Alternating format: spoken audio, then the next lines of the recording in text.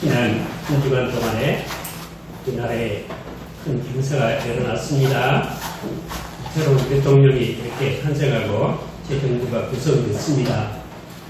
우리 믿는 사람들은 항상 하나님 뜻에 합당한 나라 되게 해달라고, 우리 예수님이 다스리는 진실과 정의가 더 바로 서는 나라 되게 해달라고 항상 그런 기도를, 즉 그리스도가 통치하는 나라를 담는 나라 대한민국 되게 해달라고 항상 그렇게 기도하시길 바랍니다. 이 땅에 처음에 그 주술신앙 가진 사람들, 무속신앙 가진 사람들, 미신들, 이단들이 일어나 그래서 권력을 잡을 때 주술신앙, 그 미신들이 하는 말이 꼭 맞는 것 같았죠. 틀림없이 대통령 된다, 그러니까 대통령이 되고, 권력을 잡는다 하니까 권력을 잡고, 다 된 것 같지만 하나님은 살아계신 하나님이시고 세계의 열방을 하나님이 통치하신다는 것을 분명히 보여주셨습니다. 하나님은 하나님이시다, 이것을 보여주신 줄로 믿습니다. 여호와께서 열방과 도구를 폐하시고 민족들의 사상을 무욕케 하시지만 여호와의 검은 영영히 서고 그 심사는 대대에 이른다 하셨습니다. 여호와를 자기 하나님으로 삼은 나라, 하나님을 기업으로 빼짐받은 백성은 복이 있도다. 시편 33편 말씀입니다. 이번 달에 다 그 말씀 외우시면서 함께 은혜를 나누시기 바랍니다. 오늘은 할례에 대한 말씀을 참고하기로 합니다. 성경 최초로 이 창세기 17장에 할례라는 말씀이 나옵니다. 하나님께서 아브라함 99세 나타나셔서 자기 자신을 소개하시죠. 나는 무슨 하나님이라고요? 전능한 하나님이 히브리어로 뭐죠? 엘샤다이라고, 엘샤다이 하나님, 전능하신 하나님 앞에서 그 전능하신 그 능력을 얻기 위해서는 어떻게 해야 될까요? 너는 내 앞에서 완전하라, 그 말씀 그 뜻이에요. 이 전능을 입으려면 완전하라. 그러시면서 하나님께서 언약을 세우셔서 너로 시인이 이렇게 번성케 하라고 말씀하시고 아브라함 이름을 바꿔주셨어요. 아브라함을 아브라함으로, 즉 언약의 이름입니다. 개인적인 귀한 아버지보다도 열국 아비가 되어서 열국 모든 사람들이, 너와 같은 믿음을 가진 모든 사람이 이 언약에 참여되고 이 복을 다 받게 될 것이다 하는 약속의 말씀입니다. 그러시면서 할례를 받으라고 말씀하시고 이 언약을, 이 할례를 받으면서 언약을 잘 지키라고 말씀하셨습니다. 그런데 왜 이 할례를 꼭 받아야 되는가 하면, 그 언약은, 이 할례는 언약 자체가 아니고 언약의 표시라고 했습니다. 여기 몇 절에 나왔죠? 여기 11절 보실까요?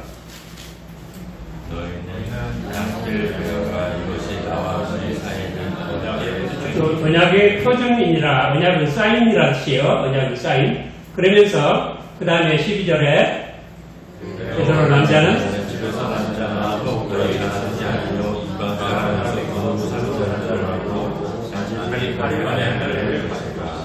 네, 13절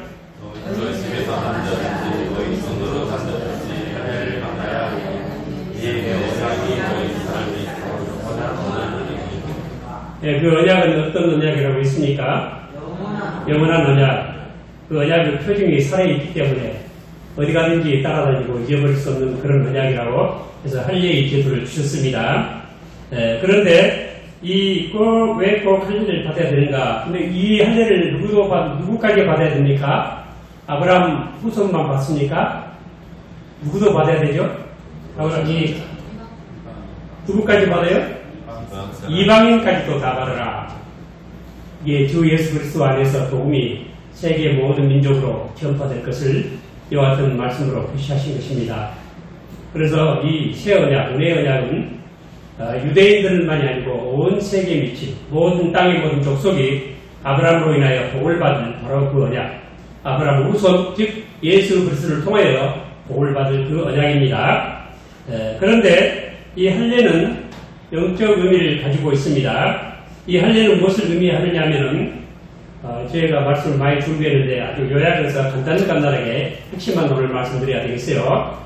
이 할례는 무엇을 의미하느냐 하면 거듭남을 의미하는 것입니다. 무엇을 의미해요? 거듭남을 의미합니다. 새로 다시 태어난다는 걸 의미합니다. 왜 그러냐면 우리는 본래 영적으로 죽었어요. 죄와 허물로 인하여 죽었다. 우리가 타락을 했다는 것은 spiritual death, 영적 사망을 의미합니다. 영적으로 죽었기 때문에 두 가지 문제가 따릅니다. 첫째는 전적인 부패, 완전한 부패에서 공중권세를 잡은 이 세상의 풍속을 따르고 공중권세를 잡은 자만을 따라갑니다. 그래서 우리 의지는, 타락한 자의 의지는 노예 의지라고 루터가 말했죠. 죄를 따라가고 사탄을 따라갑니다. 그리고 거룩한 일을 할 수 없습니다. 왜? 죽었기 때문에. 스피리추얼 데스. 그리고 두 번째는 무능합니다. 그래서 total depravity, 전적 부패, total inability, 전적 무능. 스스로 회개할 수 없고 스스로 하나님 찾을 수 없고 믿을 수가 없습니다. 하나님을 사랑할 수가 없습니다. 그래서 하나님께서 새롭게 우리를 변화시켜 주셔야 하면 됩니다. 그 표시로 아직 이런 깊은 의미를 가지고 중생, 즉 리제너레이션, 다시 태어난다 하는 그런 의미를 가지고 이렇게 할례를 주신 것입니다. 그래서 이 할례가 영적인 의미로 점점 발전을 해서 신명기 10장 16절에 보면은 그러므로 너희는 마음의 할례를 행하고 다시는 목을 걷게 하지 말라.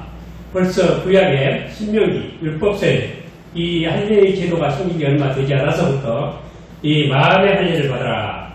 그리고 목을 걷게 하지 마라. 그만하지 마라. 이렇게 말씀을 하고 있습니다. 근데 할례를 며칠 만에 받습니까? 할례를 며칠 만에 받으라고 하셨죠? 8일 만에 받으라고 하셨습니다. 이 8일의 의미가 무엇일까요? 8일의 의미. 여기에 의미가 있어요. 아주 중요한 의미가 있어요. 여러분, 하나님께서 며칠 만에 세계를 창조하셨죠? 6일 동안에 창조하시고 하루 쉬셨죠? 그럼 새로운 세계로 진입합니다. 그 8일째부터는 창조 8일째부터 새로운 세계로 들어가는 것입니다. 그렇죠? 그러니까 8일 만에 할례를 받으라 하는 것은 이제부터 거듭나서 새로운 세상, 새로운 세계, 새로운 시대, 새로운 마음으로 들어가라 하는 것을 의미하는 것입니다. 그런데 그때 당시에는 왜 8일 만에 할례를 받으라 하는가 하고 영적인 의미만 지금 말씀하신 대로 그렇게 생각을 했겠죠. 근데 나중에 과학자들이 연구를 해보니까 아주 과학적인 근거가 있었다고요. 왜 그러냐면 이 사람이 태어나면은 비타민 K가 모자라고 또 프로트롬빈이라는 이 출혈을 방지하는 그런 요소가 몸에 모자라요. 근데 태어난 지 8일이 되면 비타민 K가 갑자기 이렇게 상승을 하고 프로트롬빈 이 수치가 늘어나서 아주 이 비타민 K가 혈액을 응고시키는데 필수 요소래요. 그런 것들이 드러나서 피를 빨리 멈추게 한다는 거예요. 그래서 과연 하나님께서 그걸 아시고 그렇게 하셨을까요? 모르고 하셨을까요? 하나님은 과학자예요. 과학자예요? 아니에요? 하나님이 지으신 모든 과학 세계를 사람이 조금씩 찾아내는 것이 과학도예요. 여기 지금 과학도가 있지만은 여러분 믿습니까? 과학은 종교가 비과학의 끝판왕이라 그런다죠. 비과학의 끝판왕. 과학이 그런데요. 과학의 전문가가 있는데 그런데 그 말은 이 종교는 비과학적인 과학이 아니다는 뜻이 아니고 과학으로서 과학의 영역이 아니다. 과학으로서 탐지할 수 있는 그런 영역이 아니다. 그런 뜻이래요. 벌써 과학자들 중에 믿는 사람이 많다고 해요. 이 비과학이지 반과학이 아니에요. 종교가. 그래서 과학자들이 하나님 믿습니다. 우리나라에도 창조과학계에 많은 과학자들이 하나님을 잘 믿고 있는 줄 압니다. 자, 이와 같이 하나님은 아주 과학적인 그날 8일 만에 그리고 새 시대를 의미하는 8일 만에 이렇게 할례를 받으라고 말씀하셨습니다. 그런데 지금도 그런데 그 할례를 받을 때 예수님도 할례 받으셨어요? 안 받으셨어요? 할례 받으셨어요? 안 받았어요? 누가복음 22장 21절 보면 할례한 8일이 되매 그 이름을 예수라니 곧 수태하기 전에 천사의 일터는 바르라. 예수님도 8일 만에 할례를 받으셨어요. 그리고 그 이름을 등록을 하셨어요. 그러니까 유대인들은 이렇게 이 할례를 언약의 할례라 해가지고 베리트 밀라라고 한다 그래요. 베리트는 언약이죠. 베리트 밀라. 언약과 할례다. 그래가지고 그 엘리야의 의자라고 하는 그런 의자에다가 앉혀놓고 그 모헬이라고 하는 사람이 할례를 시행을 한대요. 그리고 기도를 하고 하나님께 감사하고 찬양을 하고 그리고 즐겁게 식사를 하고 그런다 그래요. 근데 예수님도 할례를 받으시고 그리고 그때 이름을 여러분 호적 등록하죠. 그때 그 8일 만에 할례를 받음과 동시에 호적에 이렇게 이름을 올리게 된다 그럽니다. 그러니까 하나님의 백성으로 등록이 되는 거예요. 근데 그 구약의 할례가 요즘은 뭐가 됐습니까? 구약의 할례가 요즘 뭐예요? 뭐가 됐어요? 세례가 됐습니다. 뭐가 됐어요? 세례가 됐습니다. 그래서 지금 할례를 받아요? 안 받아요? 지금은 안 받습니다. 갈라디아서 5장 6절에 그리스도 안에서는 할례나 무할례가 효력이 없되 사랑으로서 역사는 믿음뿐이라. 또 갈라디아 6장 15절에 할례나 무할례가 아무것도 아니로되 오직 새로 지으심을 받은 자뿐이니라. 또 골로새 2장 11절에 또 그 안에서 너희가 손으로 하지 아니한 할례를 받았으니 곧 육적 몸을 거는 것이요 그리스도의 할례니라. 무슨 할례예요? 그리스도의 할례죠. 여러분 우리가 지금 이 신약시대에 와서 제사를 드려요? 예배를 드려요? 예수님은 제사를 드렸어요? 예배를 드렸어요?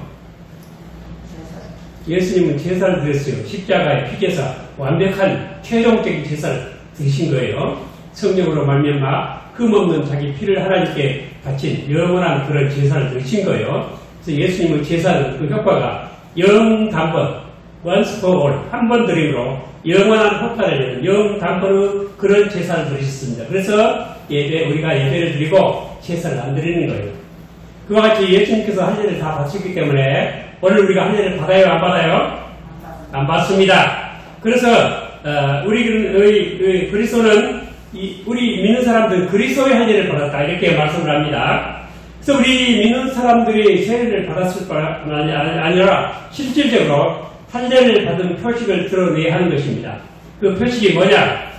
빌립보 3장 3절에 하나님의 성령으로 나왔으니까 다 같이 봉독해 보실까요? 하나님의 성령으로 봉사하며 그리스도 예수로 자라가고 육체를 신뢰하지 아니하는 우리가 곧 할례당이라고 말씀을 하십니다. 첫째로 우리가 그리스도 할례를 받은 표시 첫째 뭐예요? 뭐예요? 성령으로 봉사하고 뭐예요? 우리가 봉사할 때 내 이름으로 하지 마시고 누구 이름으로 합니까? 성령으로 봉사하시기 바랍니다. 두 번째로 누구를 자랑해요? 내가 잘난 거 자랑하고 내 똑똑한 거 자랑하고 세력 큰 거 자랑하고 그럽니까? 누구를 자랑해요? 우리 자랑할 건 십자가에 대신 예수 그리스도 십자가 외에 우리는 자랑할 것이 전혀 없는 것입니다. 그리고 뭘 신뢰하지 않아요? 육체를 신뢰하지 않는 것. 이것이 그리스도의 할례를 받은 표식입니다. 다 믿으시기를 바랍니다. 그런데 오늘은 이제 이쪽 말씀 중심에서 말씀드리고 마치려고 그래요. 간단하게. 이 할례당이라는 게 있었나 봐요. 그 초대 교회 시기에 할례당이 있었는데 뭐냐면 빌립보 3장 2절에 개들을 삼가고 행악하는 자들을 삼가고 손 할례당을 삼가라 라는 말씀이 있습니다. 개, 행악하는 자, 손 할례당 할례를 받았어요. 그러니까 하나님의 언약 백성 같아요. 근데 하나님의 언약을 전혀 안 지키는 거예요. 하나님 말씀 순종을 하지 않는 거예요. 여러분 우리가 하나님을 어떻게 사랑합니까? 여러분 하나님 사랑하십니까? 어떻게 사랑합니까? 하나님 사랑하는 방법 아시는 분? 하나님 어떻게 사랑해요? 목숨을 다하고 처음을 다하고 뜻을 다하고 힘을 다해서 주 너희 하나님을 사랑하라. 그것이 크고 첫째는 계명이다. 근데 어떻게 사랑해요?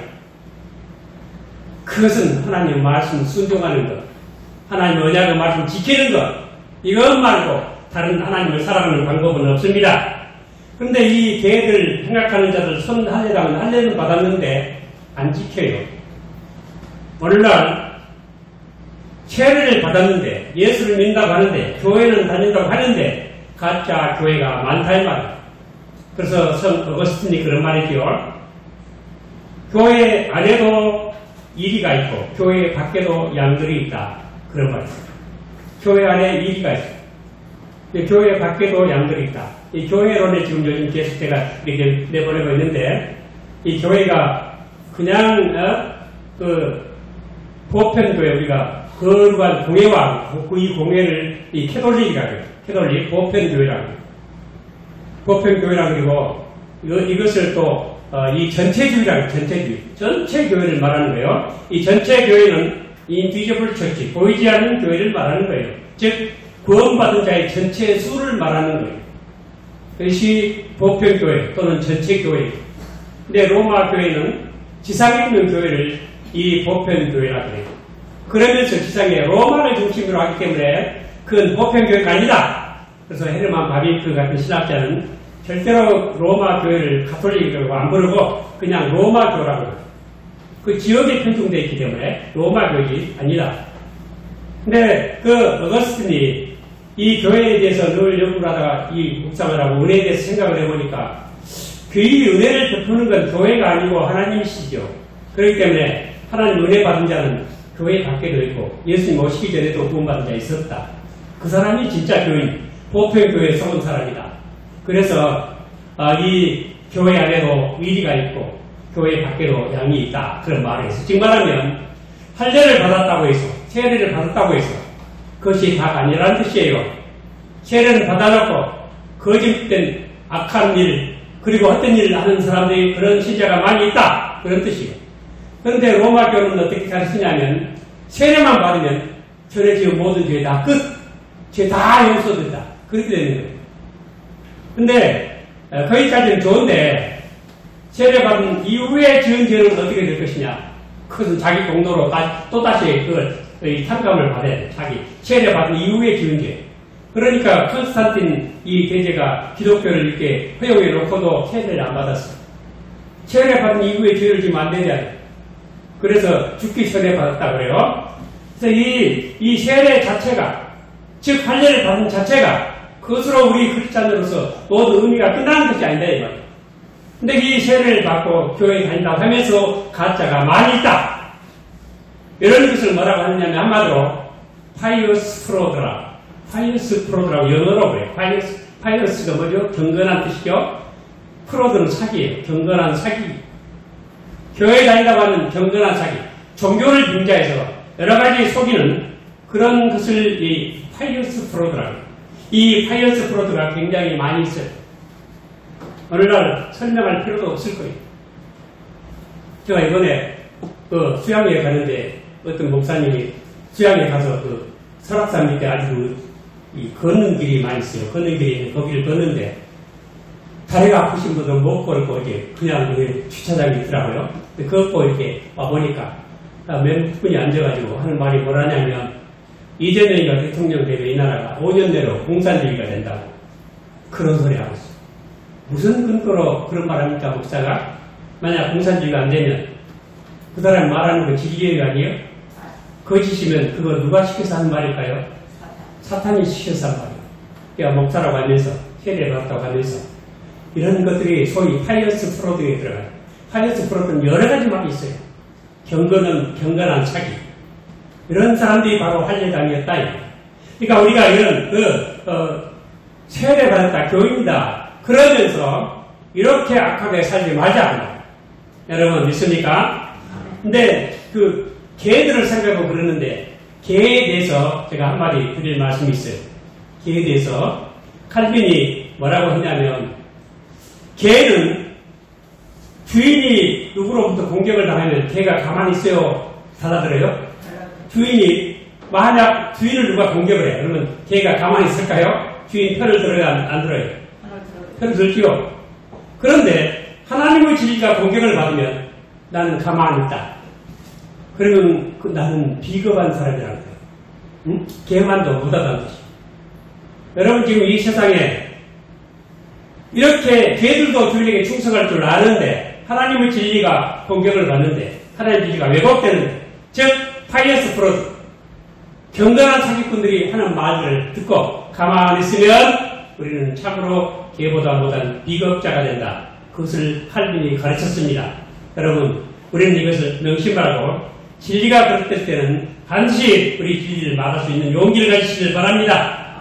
여러분들 우리는 다시 이 할례를 받을 필요가 없습니다. 골로새 3장 11절에 거기는 헬라인과 유대인이나 헬라당과 무할례당이나 야인이나 스구다인이나 종이나 자유인이 분별이 있을 수 없나니 오직 그리스도는 만유시요 만유 안에 계시니라. 고린도서 10장 19절에 할례 받는 것도 아무것도 아니요 할례 받지 아니하는 것도 아무것도 아니로되 오직 하나님의 계명을 지킬 따름이니라. 이것이 하나님을 사랑하는 유일한 길이에요. 하나님 계명 지켜. 이것이 우리가 언약을 받았다는 유일한 표시고 할례 안 받아도 되는 것입니다. 세례 안 받아도 구원받을 수 있습니다. 하나님 말씀 바로 지키면요. 꼭 세례가 구원의 표시는 아닌 것입니다. 물론 공동체의 표시는 됩니다. 결론적으로 말씀드리겠습니다. 하나님께서 왜 꼭 할례를 받아서 어떤 표식을 갖고 살라 하셨을까요? 이것을 오늘 우리 말로 하면 저는 이렇게 말하고 싶어요. 하나님은 우리에게 확실한 이름표 달고 살기를 원하신다. 우리가 참된 그리스도인이라고 하는 확실한 이름표를 달고 살기를 원하신다.